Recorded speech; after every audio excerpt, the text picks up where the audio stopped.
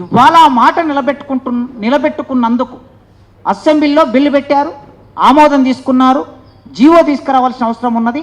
ఈ ప్రాసెస్ పూర్తి అయింది, నాకు తెలిసి మొత్తం ప్రాసెస్ పూర్తి అయింది. ఇక జీవో రావాల్సి ఉంది, చట్ట రూపం తీసుకోవాలి.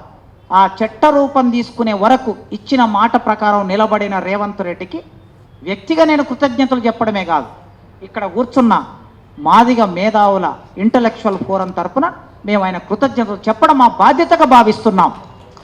ఈ బాధ్యతగా భావించి వెంటనే ఇప్పటికి 2 రోజులు గడిచింది. ఇంకొక 5 రోజుల్లో జీవో తీసుకురావాలని నేను విజ్ఞప్తి చేస్తున్నాను. 5 రోజుల్లో, వారం కన్నా ఎక్కువ సమయం పట్టదు. వారు తలుసుకుంటే ఈ జీవో వస్తే ఇంకా మాదిగల్లో ఉన్న ఆందోళన తొలగిపోతుంది. ఆ తొలగిపోవడం కోసం వెంటనే జీవో తీసుకురావాలి. జీవో తీసుకొచ్చి ఇప్పటి వరకు ఏవేవైతే నోటిఫికేషన్స్ ఇచ్చి రిజల్ట్స్ ఇవ్వకుండా ఉన్నారు, ఈ రిజల్ట్స్ ఇవ్వకుండా ఉన్న నోటిఫికేషన్స్ గ్రూప్ 2 ఉన్నది, గ్రూప్ 1 ఉన్నది, ఇంకా కొన్ని ఉద్యోగాలు ఉన్నాయి.